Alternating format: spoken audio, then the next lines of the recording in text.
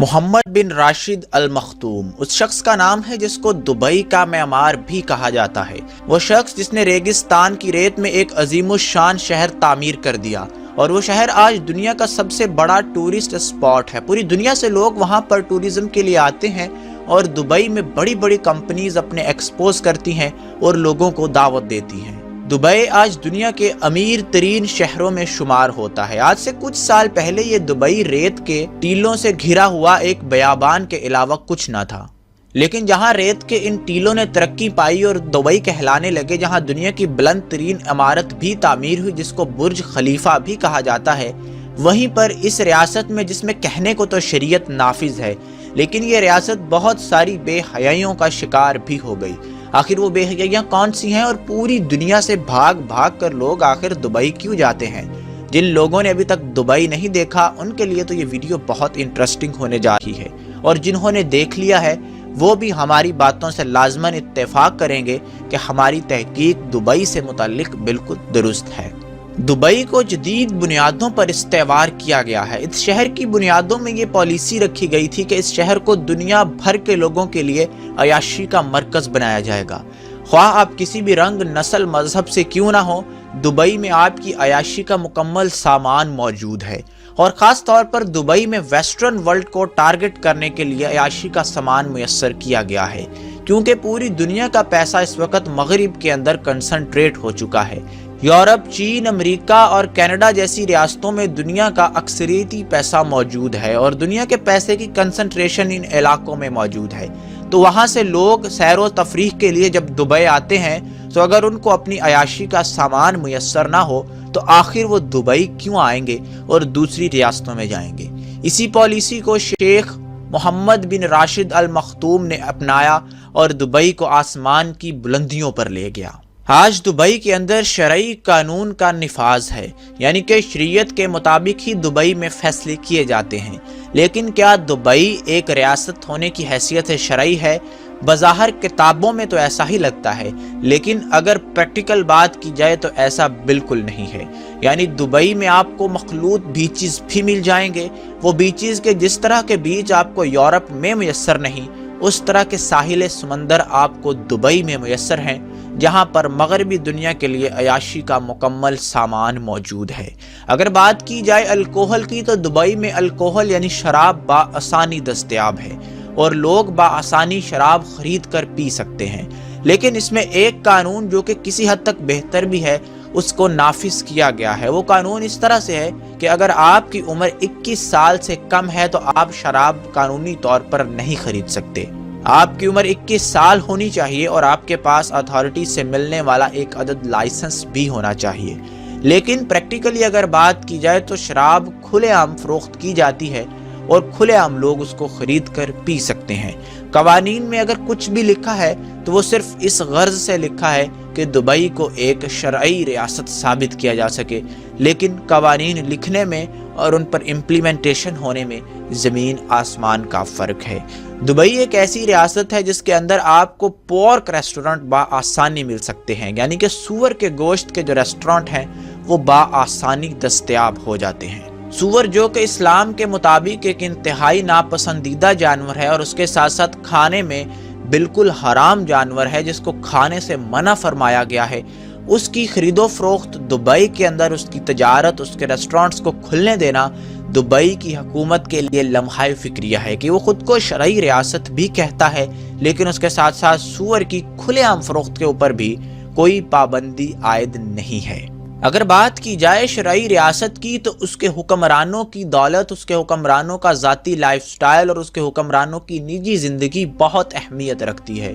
कोई भी खुदा तर्स हुक्मरान जो कि एक शरई रियासत को चला सकता है, उसकी निजी ज़िंदगी भी बिल्कुल शरीयत के मुताबिक होती है। लेकिन अगर आप दुबई के हुक्मरानों, ख़ास तौर पर अगर उनकी बीवियों की आप ज़िंदगी देखें तो वो बिल्कुल शरीयत के मुताबिक नहीं है और उस पर कई सवालिया निशान उठाए जा सकते हैं और लोग उठाते भी हैं। खैर, हम इस तफसील में नहीं जाएंगे, हम अपने टॉपिक से ही मुंसलिक रहेंगे। अगर आगे बढ़ें तो अब बात करते हैं क्लब्स की और पब्स की। क्लब्स और पब्स एक इस्लामी मुआशरे और एक ऐसी रियासत जिसमें कहा जाए कि शरीयत का निफाज है, वहाँ पर उनकी कोई गुंजाइश नहीं हो सकती। اور یہ تمام مغربی دنیا کا کلچر ہے اور انہی کے مذہب کے اندر، انہی کے رواج کے اندر اس کی گنجائش موجود ہو سکتی ہے، لیکن اسلام میں کلبز کی، پبز کی کوئی گنجائش نہیں ہے کہ جہاں پر آپ لاؤڈ میوزک کے ساتھ ناچ گانا کریں اور اس کے ساتھ ساتھ شراب و کباب کی محفلیں جمائیں۔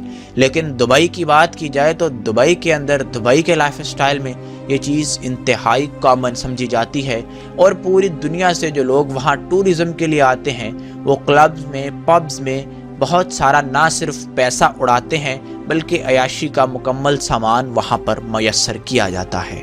محترم خواتین و حضرات، اگر برائی کی بات کی جائے تو برائی کو جنم دیتی ہے۔ برائی ایک ایسی چیز ہے کہ جو اپنی جگہ پر ختم نہیں ہوتی، بلکہ برائی آگے بچے جنتی ہے۔ اگر پریکٹیکلی بات کی جائے تو دبئی کو دیکھ کر اس کے ارد گرد کی ریاستوں نے بھی اس پالیسی کو اپنانا شروع کر دیا ہے، کیونکہ انہیں لگنے لگا ہے کہ اس پالیسی کے تحت ہی وہ اپنی معیشت کو آسمان کی بلندیوں تک لے جا سکتے ہیں، جیسا کہ دبئی لے کے گیا ہے۔ دبئی نے اپنی ایئر لائنز میں بھی عیاشی کا مکمل سامان میسر کیا ہے، اور دبئی کی ایئر لائن امارات اس کی ایک جیتی جاگتی مثال ہے۔ اسی چیز کو دیکھتے ہوئے سعودی بادشاہ محمد بن سلمان نے بھی سعودی عرب کے اندر اس طرح کے عیاشی پر مبنی شہر بسانے کا اعلان کیا ہے، اور ایک نیوم شہر کے نام سے بڑا پروجیکٹ شروع کرنے کا اعلان کیا ہے، جس میں انویسٹمنٹ $500 بلین ہے، جو کہ پاکستان کے 10 سالانہ بجٹ سے بھی زیادہ پیسے ہیں، اور اس سے ایک ایسا شہر بسایا جائے گا جس میں کوئی بھی شرعی قانون کا اطلاق نہیں ہوگا، جس میں سعودی عرب کے باقی قوانین کا اطلاق نہیں ہو سکے گا، اور پوری دنیا سے لوگ وہاں پر آئیں گے، جو دل چاہے گا کریں گے، جیسے دل چاہے گا کریں گے۔ اور محمد بن سلمان کا خیال ہے کہ اس طرح کرنے سے وہ سعودیہ کی گرتی معیشت کو سنبھالا دے گا، لیکن اسلام کے اصول تو اس سے بالکل مختلف ہیں۔ اللہ تعالیٰ کے کیے گئے وعدے اس سے بالکل مختلف ہیں۔ یہ اپنے آپ کو دھوکہ دینے کی باتیں ہیں کہ حرام رستے پر چل کے، غلط رستے پر چل کے وقتی طور پر تو آپ کو مال و دولت اور آپ کی معیشت کو سنبھالنا مل سکتا ہے، لیکن در حقیقت آخر کار آپ کو قبر میں بھی اس کا حساب دینا ہے، اور اس دنیا میں خاص طور پر آپ کی وہ معیشتیں آپ کی آنکھوں کے آگے اللہ تعالیٰ آپ کو ڈوبتی ہوئی دکھاتا ہے، اور آپ کی زندگیوں سے چین، اطمینان اور سکون چھین لیتا ہے۔ تو یہی معاملہ سعودی عرب کے ساتھ ہو سکتا ہے اگر سعودی عرب باز نہ آیا۔ گزشتہ دنوں دیکھا گیا کہ دبئی کی طرح سعودی عرب میں بھی سینموں کو کھول دیا گیا، دبئی کی طرح سعودی عرب میں بھی لبرلزم کو پروموٹ کرنے کی پالیسی کو اپنا لیا گیا، اور محمد بن سلمان نے ڈونلڈ ٹرمپ اور اس کی بیٹی کے ساتھ ملاقات میں اوپن سعودی عربیہ پالیسی کا جب اعلان کیا تو سعودی عرب میں موجود لوگوں کے اندر بھی تشویش کی لہر دوڑ گئی، اور اس کے ساتھ ساتھ عالم اسلام میں موجود تمام مسلمانوں کے اندر تشویش کی لہر دوڑ گئی کہ وہ سرزمین جس پر مکہ مدینہ موجود ہیں، وہ سرزمین جہاں سے اسلام پھیلا تھا، کہ اب اس سرزمین پر کھلے عام یہ بے حیائی اور بے حیائی کے کام ہوں گے، یہ بے شرمی کے کام ہوں گے۔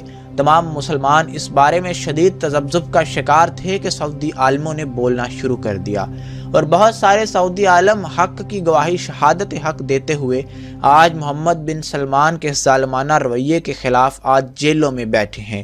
کئیوں کو پھانسی کی سزا سنا دی گئی ہے، اور ان کی پھانسی پر عمل درآمد بھی ہونے والا ہے، لیکن حق پرستوں کا، اہل حق کا، وہ لوگ جو شہادت حق کو اپنا فریضہ سمجھتے ہیں، وہ لوگ تو کسی پھانسی، کسی پھندے یا کسی بادشاہ سے نہیں ڈرتے۔ ان کا واحد مقصد ہوتا ہے کہ حق کہنا، اور وہ اپنا حق کہتے رہتے ہیں۔ اسی طرح سعودی عرب نے بھی دبئی کی کسی پالیسی پر چلنے کا اعلان کیا ہے۔ وہاں پر مندر، مسجد، گرجا گھروں کو کھلی چھوٹ دے دی گئی ہے۔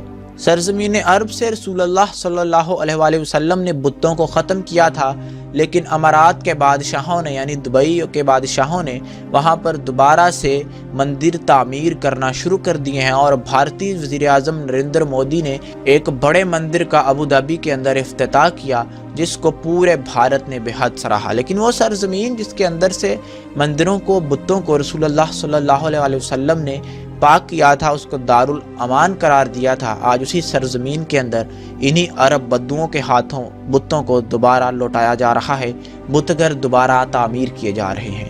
لیکن ہزارہ سال کی تاریخ ہمیں بتلاتی ہے کہ ان بتوں کو چاہے جتنی بار مرضی تعمیر کر لیا جائے، ایک محمد بن قاسم ضرور آتا ہے جو کہ ان بتوں کو گراتا ہے، اور ان بتوں کو گرا کر مسجدیں تعمیر کرتا ہے۔ تو یہی حال सऊदी अरब की हुकूमतों का भी होगा अगर वो बाज ना आए, यही हाल अमारात की हुकूमत का भी होगा अगर वो बाज ना आई। तो दुबई के बादशाहों को भी गौर करना चाहिए कि आखिर वो किस तरफ जा रहे हैं। ये जो तरक्की उनको तरक्की नज़र आती है अल्लाह की राह में और दीन की राह में, ये बिल्कुल तरक्की नहीं है बल्कि ये सरासर बेहयाई है। सैयद मौदूदी रहमतुल्लाह अलैह जो कि आलम इस्लाम के एक बड़े आलिम गुजरे हैं, उनका कहना था कि हर मुसलमान को अपनी मुआशरत, मुआशरत, अखलाक, अपनी ज़ुबान, अपनी नेज़, हर चीज़ के अंदर मुसलमान दिखना चाहिए। अगर वो ऐसा नहीं है तो उसके मुसलमान रहने का इस्लाम को कोई फ़ायदा नहीं बल्कि उल्टा नुकसान है। वो आदमी मुसलमान नहीं हो सकता कि जो किसी की तहजीब को देखे तो उसको अपना ले, अगर वो मगरिब को कुछ करता देखे तो उसको अपना ले, जो किसी को ज़हनी तौर पर किसी से मायूब हो जाए, ऐसे मुसलमानों का इस्लाम को फ़ायदा नहीं बल्कि उल्टा नुकसान है।